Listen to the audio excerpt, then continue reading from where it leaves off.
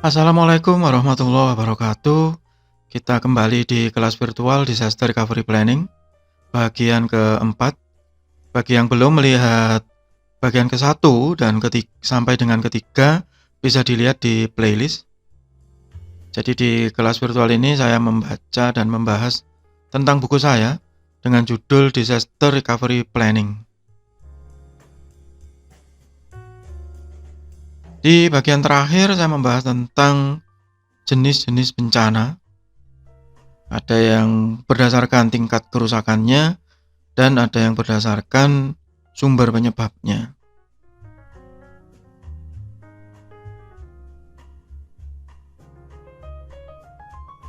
Di bagian ini saya membahas tentang cost of failure.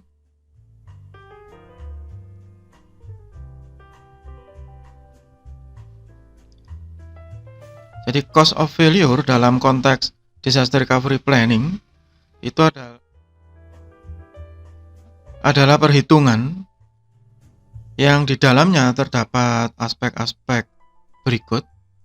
Yang pertama adalah availability atau ketersediaan. Kemudian nanti di berikutnya ada reliability. Kemudian berikutnya nanti juga ada serviceability. Kita akan membahas dari yang pertama dulu, availability. Apa itu availability di dalam cost of failure? Cost of failure untuk aspek availability ini adalah pengukuran yang melibatkan berapa banyak waktu yang tersedia pada saat sebuah sistem tersebut melakukan pelayanan dibandingkan dengan total keseluruhan waktu yang ada atau yang tersedia. Karena sebenarnya tidak pernah ada sebuah sistem yang betul-betul mampu berjalan 100% tanpa ada henti. Bahkan hampir semua web hosting di dunia ini selalu menyatakan availability-nya itu 99%. Itu yang paling tinggi ya. Secara umum pengukurannya itu adalah uptime dibagi dengan jumlah uptime dan downtime.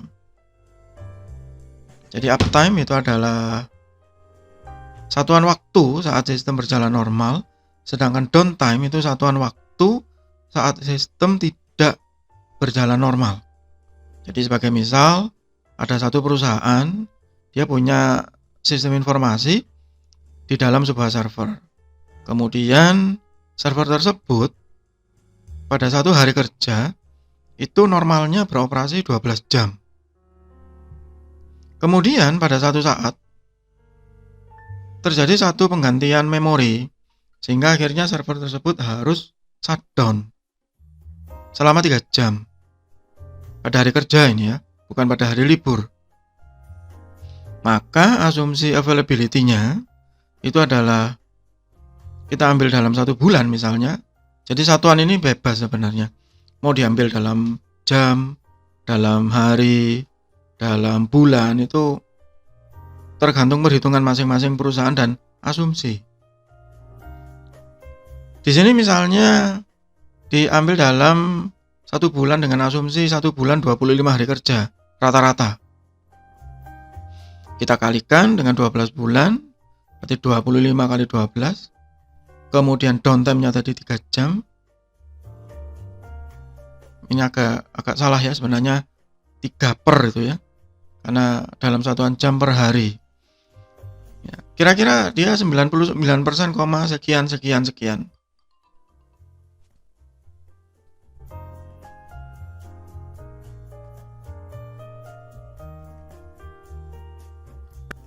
Yang kedua adalah reliability atau kehandalan. Kehandalan ini berdasarkan rata-rata waktu yang diperlukan untuk melanjutkan layanan dari sistem saat sistem itu tidak berjalan normal.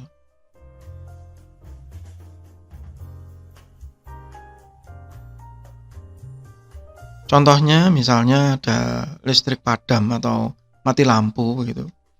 Orang-orang biasa menyebut begitu.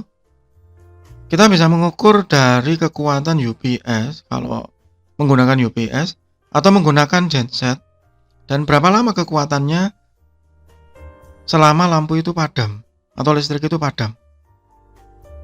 Misalnya genset sudah diisi full, dia bisa bertahan sampai 5 jam misalnya. Bagaimana jika listrik padam tadi mencapai 8 jam? Begitu juga dengan UPS, baterainya berapa lama ini bertahan? Kalau misalnya 1 jam, yaitu tingkat yang bisa disediakan. Nah, jika tidak mampu atau di luar dari kemampuan itu, maka itu adalah cause of failure. Ya. Jadi itu tingkat kehandalannya. Misalnya UPS kita hanya sampai 2 jam, Pak. Kalau listrik padam lebih dari 2 jam, maka kita harus mencari alternatif. Nah, apa rencana alternatifnya?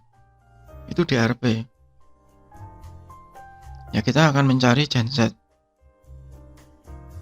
Genset kita mampu kok Pak sampai 8 jam. Oke, begitu. Bisa diisi bahan bakar lagi, bisa. Gitu. Tapi kalau sampai 2 hari berturut-turut ini listrik padam, ya panas Pak, genset kita harus cooling down dulu. Loh, kita berhenti beroperasi misalnya begitu. Ya berarti tingkat serviceability-nya sekitar 2 hari tadi. Yang ketiga adalah serviceability atau kemudahan layanan. Ini yang paling sulit dilakukan karena kemudahan itu sangat relatif. Ya. Tingkat kemudahan itu sangat relatif. Mungkin bagi orang teknikal itu mudah, bagi orang yang non teknis itu sulit. Bagi orang yang terbiasa itu mudah, bagi orang yang tidak terbiasa itu sulit. Contoh misalnya self repair untuk kerusakan ringan. Ya ambil contoh printer aja lah. Printer macet. Kenapa gitu? Oh, paper jam. Apa yang harus dilakukan? Ya bagi beberapa orang yang sudah terbiasa secara teknis, ya gampang, tarik aja kertasnya Pak gitu. Nanti kalau ada yang tersisa begini. Tapi bagi beberapa orang yang awam, mau buka printer untuk membersihkan kertas yang macet tadi, itu sesuatu hal yang menakutkan loh ya. Dan mungkin bagi sebagian dari kita tertawa, oh cuma nyabut kertas aja takut ya. Tapi bagi sebagian orang itu memang takut dan itu fakta. Sama bagi beberapa dari Anda yang tidak paham mesin, kemudian mobil mogok. Membuka kap mesin mobil itu bagi beberapa orang kan horor. Bagi beberapa orang itu hal yang biasa.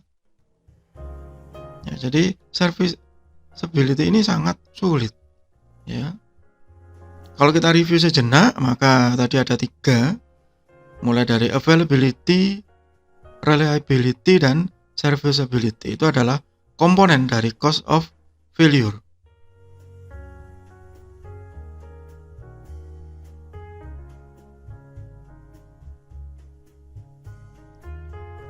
Jadi kita sudah membahas tentang definisi awal dari DRP, kemudian jenis-jenis bencana, ada yang berdasarkan tingkat kerusakan, ada yang berdasarkan sumber penyebabnya. Di bagian ini kita membahas tentang cause of failure. Di bagian berikutnya nanti kita akan membahas tentang konsep dasar business continuity planning. Semoga bermanfaat. Tetap sehat, tetap semangat. Wassalamualaikum warahmatullahi wabarakatuh.